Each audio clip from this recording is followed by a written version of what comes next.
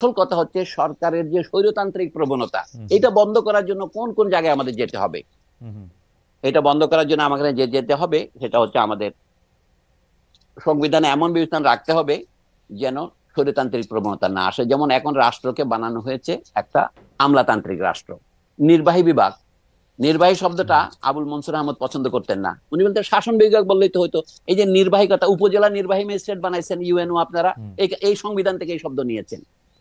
এমনকি সংবিধান কথাটাও অত্যন্ত কঠিন কথা, কিন্তু একটা কথা যখন একবার চালু হয়ে যায় তখন এটার বদলানোর দরকার নাই। ইতিহাসে একটা জিনিস আছে, একবার চালু হয়ে গেলে সেটা চলে।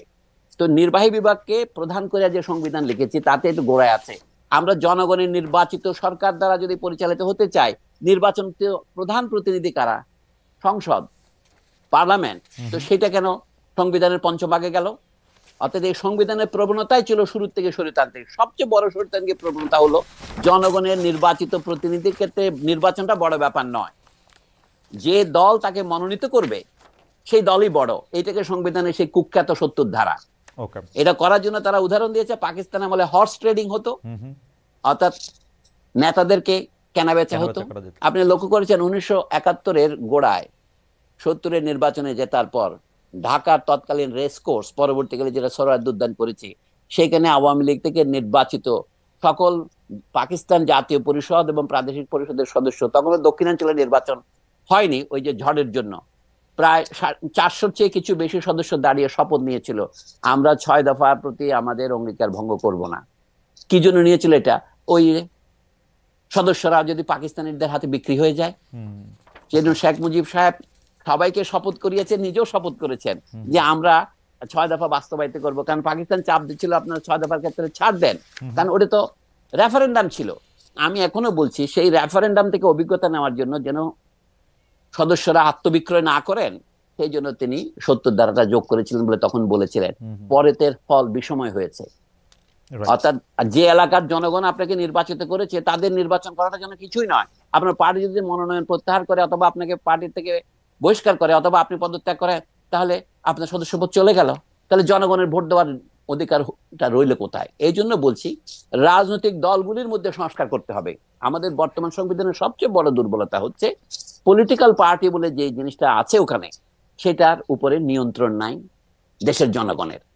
পলিটিক্যাল পার্টিকে নিজেকেই নির্বাচিত হতে হবে, তার ভিতরে যে পার্টি কে নমিনেশন পাবে কে পাবে না এটা তার ভিতরে নির্বাচিত হতে হবে জনগণতান্ত্রিক প্রক্রিয়ায়। এখন উপর থেকে যে নির্বাচনের মনোনয়ন বাণিজ্য হয়, সেটা হচ্ছে আমাদের দেশের স্বৈরতন্ত্র প্রতিষ্ঠার প্রথম পদক্ষেপ। আমরা এক স্বৈরতন্ত্রের হাত থেকে নিস্তার পেয়ে আরেক স্বৈরতন্ত্রের হাতে যেতে চাই না। এটা যদি আপনি গ্যারান্টি করতে চান, সংবিধানে এই প্রয়োজনীয় পরিবর্তনগুলো করতে হবে। স্যার, আমি একটু র্যাপ আপ করি যে আপনি বলছেন যে গণপ্রজাতন্ত্রের মধ্যে গণপ্রজাতন্ত্রী দুইটাই রাখা দরকার আছে, কিন্তু শব্দ দুইটা আলাদা হওয়া প্রয়োজন। বাঙালি সবাইকে না বলে বাংলাদেশের জনগণ বলা যেতে পারে। আপনি ধর্মের ক্ষেত্রে আপনি বলছেন যে সাম্য মর্যাদা বিচার যদি নিশ্চিত করা যায়, আলাদা করে ধর্মনিরপেক্ষতা রাখার দরকার নাই, তবে রাষ্ট্রধর্ম ইসলাম যদি থাকলেও থাকতে পারে, এইটা যদি গ্যারান্টি দেয় যে অন্য ধর্মগুলির। Sir, correct me if I am wrong, আমি শুধু জাস্ট র্যাপ আপ করতেছি কারণ অনেকগুলি প্রশ্ন। না, আমি বলছি আমি একটু আপনাকে বলি, আপনি এক জায়গায় রং। সেটা হচ্ছে কি, আমাদের রাষ্ট্রের মূল লক্ষ্য যে ধর্মনিরপেক্ষতা একটা কথা, এই কথার মধ্যে অনেক রকমের ব্যাখ্যা হয়, কিন্তু সেই কথার মর্মটা যদি আমরা পরিষ্কার করি যে ধর্মের ক্ষেত্রে রাষ্ট্র কোনো পক্ষপাত করিবে না। ওকে। ধর্মনিরপেক্ষ কথাটার ইংরেজি হচ্ছে সেকুলারিজম, যেটা নিয়ে এরা এখন বর্তমানে আমাদের দেশের মানে ইসলামী সম্প্রদায়ের মধ্যে এই নিয়ে একটা ভুল বুঝাবুঝি আছে। তারা মনে করে সেকুলারিজম মানে নাস্তিকতা, সেটা সঠিক নয়। সেকুলারিজম মানে হচ্ছে দুনিয়াদারি। কারণ সেকুলার কথার অর্থ যদি তারা বুঝতো তাহলে তারা এটা বলতেন না। তারা সেকুলার বলতে নাস্তিক মনে করেন। সেকুলার শব্দের আক্ষরিক করতে হচ্ছে সেকুলার এবং সার্কুলার পরস্পর বিপরীত শব্দ। সার্কুলার মানে যেটা বৃত্তাকারে চলে, সেকুলার মানে বৃত্তাকার নয়, যেটা এগিয়ে চলে। সেকুলার শব্দের আক্ষরিক করতে হচ্ছে আপনার নন সিক্লিক্যাল, যা বৃত্তাকার নয়। তার মানে কি, আগে আমাদের দেশের মানুষ মনে করতো মানুষ জন্মায়, দুঃখ পায় এবং মারা যায়, জীবন হচ্ছে একটা বৃত্তের মধ্যে চলে। আমরা আমাদের পূর্বপুরুষ যে ভাবে জন্মগ্রহণ করেছে এবং একই বৃত্তি অবলম্বন করেছে, কুমারের ছেলে কুমার থাকবে, ব্রাহ্মণের ছেলে ব্রাহ্মণ থাকবে, চামারের ছেলে চামার থাকবে, এটা হচ্ছে বৃত্তি। আমরা এখন পেশাকে বৃত্তি বলি না। বৃত্তিকে ছাড়িয়ে গিয়ে আপনি জন্মাতে পারেন কামারের ঘরে, কিন্তু আপনি প্রধানমন্ত্রী হতে পারেন। এইটা নেপোলিয়নের সময় ফ্রান্সে বাস্তবায়িত হয়েছে। নিম্ন পরিবারের ছেলে উচ্চ পদ দখল করেছে, পুরনো ফিউডালিজম চলে গেছে। এই ফিউডালিজম বিরোধী মনোভাবকে সেকুলারিজম বলা হতো।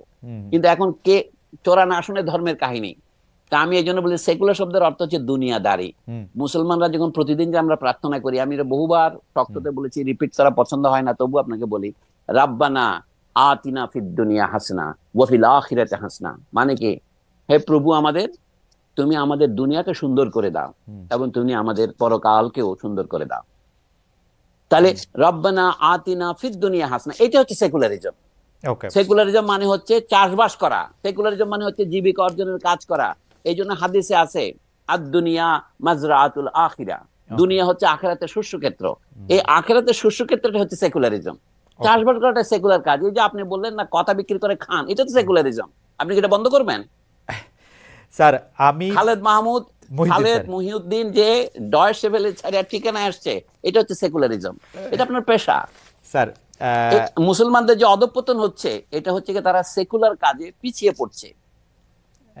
আমি সেই জন্য বলি কি, এই শব্দ নিয়ে তর্ক না করে, এটা আমাদের প্রধান তর্ক নয়। আমাদের এখন দরকার সংবিধানের মধ্যে সবচেয়ে বিপজ্জনক যে ধারাগুলো আছে সেগুলিকে বর্জন করা এবং সেখানে নতুন ধারা অভিষিক্ত করা। সেটাকে আপনি পুনর্লিখন বলবেন, নতুন সংবিধান বলবেন। যারা অশ্রদ্ধা করে বলে সংবিধান ছুড়ে ফেলবে, পৃথিবীর বহু ইতিহাস আছে। ফ্রান্স এখন 5-6টা সংবিধান গৃহীত হয়েছে বিপ্লবের পর থেকে, কিন্তু ফ্রান্সে আছে। তারা এগুলোর নাম দিয়েছে first Republic, second Republic, third Republic, fourth Republic, এমন দাগলের সময় ফিফথ রিপাবলিক হয়েছে আলজেরিয়ার বিপ্লবের সময়। এইগুলি আমেরিকানরা কি করছে? আমেরিকানরা 1783 সনে ইংল্যান্ডকে সারেন্ডার করাইছে 8 বছর মুক্তিযুদ্ধের মাধ্যমে। এই লোক এগুলি ভুলে যায়, যেখানে আপনি বসে আছেন সেখানে ফিলাডেলফিয়া সম্মেলনে। তারপরে তারা আর্টিকেলস অফ কনফেডারেশন বলে প্রথম সংবিধান গ্রহণ করে 1783-তে। সেইটা 4 বছর পরে ছুড়ে ফেলে দিয়ে তারা 1787-তে একটা সংবিধান গ্রহণ করার 4 বছর পরে দেখলে কি, আরে এই সংবিধান তো অপূর্ণ। তখন তারা বিল অফ রাইটস 10টা অ্যামেন্ডমেন্ট সহ গ্রহণ করে 1791-তে, আবার 4 বছর পরে। তো তাতে কি আমেরিকা রিপাবলিকের কোনো ক্ষতি হয়েছে? তারা ওখানে লিখছে কি, in order to make a more perfect union. এটা ছিল আমেরিকাদের 13টা প্রদেশ বা 13টা পুরনো কলোনি মিলে একটা মোর perfect United states of America গঠন করার জন্য করেছে। আমি মনে করি আমাদের এখানে ওই যে আমাদের অধিবাসীগণ বাঙালি বলিয়া গণ্য হইবেন, এটা বাদ দেওয়া দরকার। ওকে, আচ্ছা স্যার, এই প্রসঙ্গে স্যার এটা শেষ প্রশ্ন, আপনি যদি এটা বলেন যে আপনি ঠিকই বলেছেন যে শেখ হাসিনার সময়ও সংখ্যালঘুরা নানাভাবে নির্যাতিত হয়েছে, সংখ্যালঘু হিসাবেও হয়েছে, প্রতিপক্ষ হিসাবে হয়েছে, দুর্বল হিসাবেও হয়েছে। রামু ঘটনা আমরা ভুলে যাই নাই, কুমিল্লাতে এই ঘটনার পরে তার সারা দেশে যা হয়েছে তা ভুলে যায় নাই। সারা দেশে সংখ্যালঘুদের জমি দখলের অসংখ্য ঘটনা ঘটছে বলে আমার অনেক বন্ধুবান্ধব জানাইছে। প্রশ্নটা হচ্ছে স্যার, ধর্মনিরপেক্ষতা শব্দটা থাইকাও এটার কোনো ইতর বিশেষ সেই সময় হয় নাই। এখন যদি এই শব্দটা না থাকে তাইলে কি স্যার এটা ভালো হবে? মানে এটা না থাইকে কি আসলে, মানে এইটা আমি এটা তুলে দিতে বলছি না। আমি যে এই ব্যাপারে আমাদের পাশের দেশ ভারতকে তো নানাভাবে আমরা অনুসরণ করি।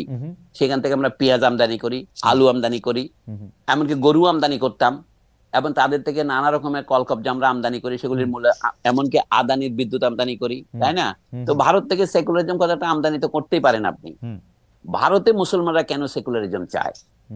ঠিক একই কারণে বাংলাদেশেও অন্যান্য সংখ্যালঘুরা সেকুলারিজম চাইবে।